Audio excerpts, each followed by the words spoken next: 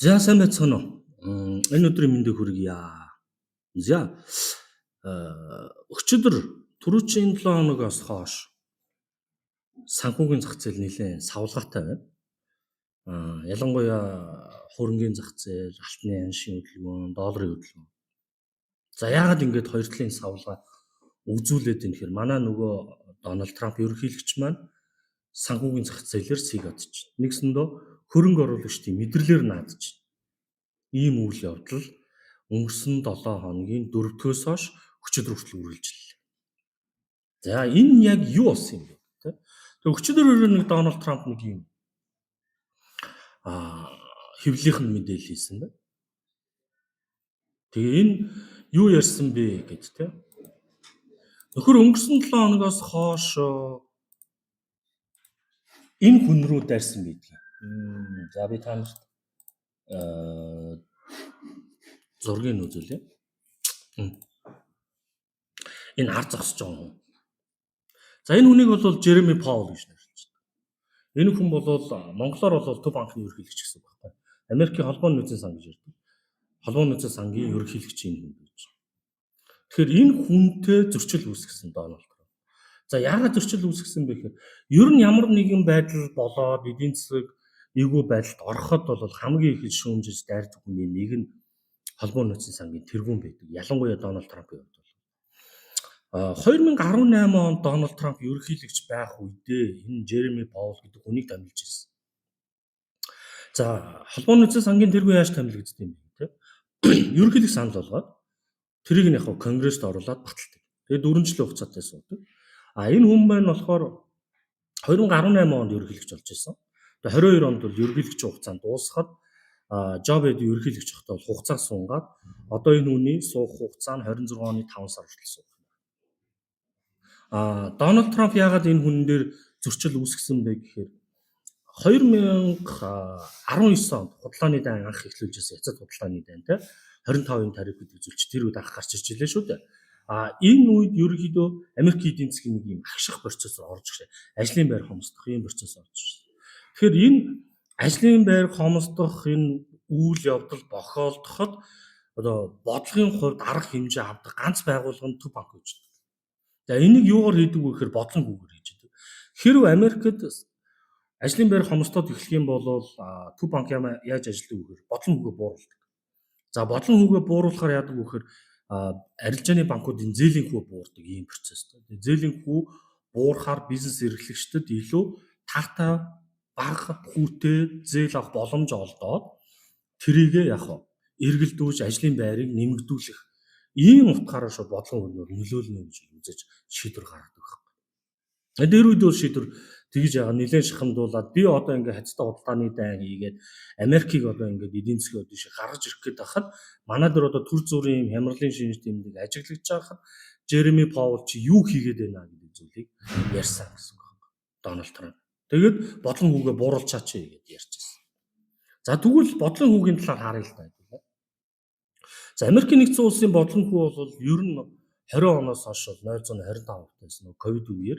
За тэгээ ковидын үеийн дараагаар одоо энэ харж байна. Дэш өссөн. За энэ юутай холбооно? Ковидтой холбоотойгоор Дональд Трамп чинь QE хөтөлбөр буюу бонд худалдаа авах хөтөлбөр гэдэг зүйлийг зарлаад 5.80 долларын бонд гаргаад тэр бондоо холбооны нөөцийн санд зараад холбооны нөөцийн сан нь энийг мөнгө хэвлж аваад хэвлсэн мөнгийг зах зээл рүү нийлүүлж ирсэн. Бид нар бол санаж байгаа $2,000 гэртээ суусны такс гэж төлж ирсэн. Тэгээ маш их хэмжээний доллар нийлүүлсэн үр дүнд нь инфляц алдсан гэж. Тэгээ инфляцийн байдал нь 9% руу ороход 22 оноос эхэлж Америкийн нэгдсэн улсын холбооны нөөцийн сан бодлон хүүгээ 5.25-аар аваачсан. За энэ бол миний хувьд арилж байснаас хойш хамгийн том surprise байсан. За ингээд энэ 24 оноос эхэлж бодлон хүүг баг зэрэг бууруулаад ерөнхийдөө нөгөө инфляц нь 2% байх хэрэгтэй байдаг. Америкийн нэгдсэн улсын инфляц бол 2% руугаа ер нь дөхөөд 2.3 4 одоо бол 2.6 мөр дээр явж байгаа. Зорилттой төвшөнд очиж байгаа. За тэгэнгүүт бодлон хүү 425% байж байгаа. За тэгээд Трамп юу ирсэн бэ гэхээр 4 сарын 2-оос эхэлж бол та нар мэдж байгаа шүү дээ 90 гаруй улсуудад 70 гаруй улсуудад тарифын дан дэгдээгээд үүндээ хамгийн том тарифын дайнд эдээс мэдээж хятад улс байгаад нөгөө улсуудаа 90 хоногоор хойшлуулсан байж. За тэгээ энэ хооронд юу болсон бэ гэхээр эдийн засаг ер нь жоо эвгүүдэх шинж рүү ороод ирсэн. За бид нар өмнөх өмнөх дугаар дээр энийг үзэндээ ярьсан. Ингээд эхлэнгүүт энийг нь дэмжлэг үзүүлээд бодлогыг нь одоо зөвлөж өгөх ёстой. Нөхөр бол энэ Жереми Паул байгаамаа. Жереми Паул чи ажиллаа хийлдээ. Европын холбоо бодлогынхүүгээ бууруулчаад байна шүү дээ. Чи яагаад бууруулахгүй байгаа юм бэ? Чи арай их удаан ажиллаад байна шүү дээ гэдэг ийм зүйлийг бол Дональд Трамп яасан. Хэлж хэлсэн гэсэн. За тэгээ энэ дээр бол дөрвөн төрлийн юм ерөнхийдөө өнгөрсөн 7 хоногийн 4-р өдрөөс хойш 4-р 5-р өдөр хүүгийн талаар гомдлоо мэд байсан тий. Трамп юу гэж хэлсэн бэ? Хүүгээ хордон бууруулдаа яагаад юм удаан байгаамаа гэж загнасан бай. Хоёр дахь нь болохоор Паулыг халаад өгье гэж хэлсэн баг. 4 сарын 22-нд. Тэгснээр за халахгүй гэд өчигдөр хэлсэн баг энэ нөхөр. За тэгээд Трамп бас Жереми Паулыг шүмжилж байгаа зүйл нь тий. Жереми Паул ус төрчөөд байна гэж байна. Сэдэргүй улс төрийн юугаар оролцоотойгоор бодлоготойгоор ингээд бодлон хүүгэл барихгүй байна гэсэн ийм зүйлүүдийг болов хэлсэн байж Дональд. За үр дүнд нь ус юм би тий. Зах зээл бол ер нь зах зээлийн мэдрэлээр бол сиг атсан. За өнгөрсөн 7 хоногийн 5 дахь өдрийн арилжаа хэдүүлээ зүгээр сонирхох юм. За энэ гэж. За энэ алтны аншин дээр хэдүүлээ харъя л да. За би энийг арай бага цаг дээр оруулж харуул. Одоо энэ хараа. Энэ өсөлт гарсан. Шинэ 5 дахь өдөр хараа. $3293 байсан болвол 5 дахь өдөр бирж хаагдаад улаан дөгний баяр болсон шүү дээ. Нэг дахь өдөр орж ирэхдээ дээшээ шууд 3500 очиж шийдсэн. Энэ бол нэг алтны бүх цаг дээд уншид очсон байж. Ер нь бол тий Жереми Паулыг халж магадгүй юм байна. Тэгээд энэ дэр нөгөө Трампын засаг захиргаа ямар юм ирсэн бэхээр Жереми Паулыг огцруулж болох хууль эрх зүйн орчныг судалж яана гэдэг зүйлийг мэдээлсэн байдаг. Трамп бол юу гэсэн бэ? Зайлуулад өгөөч гэдэг зүйлийг ярьсан гэсэн. Тэнгүүд яг хөө бүхэл бүтэн мөнгөний бодлогыг барьж байгаа хүнийг тэгээ хугацаанаас өмнө огцруулна гэдэг маань $10 итгэл хөрөнгө оруулалт байхгүй болчих чинь гэж үзэнгүүтээ хөрөнгө оруулалт мөнгө алт руу чиглэсэн гэж. Тэгээ 3500 хүрсэн байсан. За тэгсэн өчигдөр Дональд Трамп мэдээлэл хийсэн. Энэ мэдээлэл нь тий би ерөөсөө Жереми Паулыг огцруулна гэж үуч яриаггүй. Энэ сэтгүүлчнэр бас хөөсрүүлж ярих юм аа гэдэг ийм бол ярьсан байж энэ нөхөр маань. Тэгээд энэ дээр нөгөө нэг хөрөнгө оруулагч нар яах вэ? Гайхаад, шокроод тэгээсэн. Буцаагаад алтыг унгаас. Тэгсэн алт яасан гэхээр өчигдөр Дональд Трамп мэдээлэл хийлээ. Жереми Паулыг би ерөөсөө хална гэж. Жереми Паул зүгээр ажиллаа хийнэ. Би халах ямар ч бодол байхгүй. Зүгээр Жереми Паул юу яагаад чи? Тэг хордон бодлон хүүгээл бууруулаад өгөөд намайг дэмжиж өгөөч гэдэг зүйлийг ярьсан. Тэгээ энэ нь болохоор 3400-аас шууд нэг өдрийн дотор шүү. 3300 орж ирж байна. 3500 болсон шүү. Бүхэл бүтэн $100 савлгаа явж байна. За ийм савлгаа ер нь бол өмнөх Дональд Трамп ерөнхийлөгч байгаагүй гэдгийг зэж гардаг байсан үзвэл Дональд Трамп гарсан. Тэгэхээр Дональд Трамп энийг харж байна. Энэгээр ерөнхийдөө сэгэж. Зүгээр анхны мэдээлэл бол ер нь огцруулч өөр хүн тавьчих, намайг дэмжих хүн гэж ботсон боловч энэ нь зах зээл дээр шок үзүүлсэн учраас Дональд Трамп бодлогосоо ухарч ирсэн. Ухрангууд би ерөөсөө юу ч яриаггүй гэдэг ийм зүйлийг гаргаж ирснээр хөрөнгө оруулагч нар за тэгвэл ерөөсөө юу яа хөрөнгө хувьцаар үе гэдэг үр дүнд нь болсон. Одоо энэ хараа индекс буцаа өсөд ирсэн. Энэ индекс буур хандлагатай явчихсан. Одоо энэ Nasdaq 100 гэх тийм. Ингээ унтсан байсан. Одоо энэ Дональд Трампын мэдээллийн үр дүнд энэ доош ингэж унаад тийм 19300-аас унаад 17000 руу орж унсан байсан. Дональд Трамп би Жереми Паулыг огцруулахгүй штэ гэж хэлэнгүүт тийш шийдсэн. Тэгээ ерөөсөө л ийм л зүйл хийж. Тэгэхээр Жереми Паул одоогор бид нар огцрохгүй. Тэгээ ерөөдөө бодлон хөнгө солруулаа гэдэг.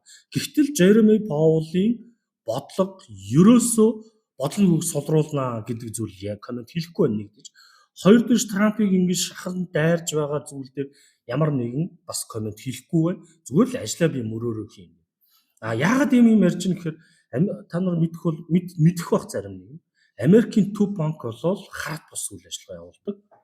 Одоо хувийн байгууллага. За Төв банкныхын түүхийг аваад үзвэл ийм байдаг юм. 1900 оны үед 19-р зууны үед Америкийн нэгдсэн улс ерөөсө Төв банкны систем байхгүй бие даасан ийм жижигхэн системүүд байгаа. Тэгээд энэ нөгөө нэг юм бие дааж ингэж тус тусдаа үйл ажиллагаа явуулаад тэрнээсээ болоод нэг юм санхүүгийн амрал болсон. Тэгээ 1907 онд бол ерөнхийдөө Төв банк байгуулъя гэдэг санаа гаргаад 1913 онд баталж ирсэн юм байна. Төв банкны тэр Federal Reserve гэдэг тийм Төв банкны хуулийг актыг баталж ирсэн. За энийг нэлээд гар бие оролцож батлуулах гэж оролцсон хүн нь JP Morgan байдаг.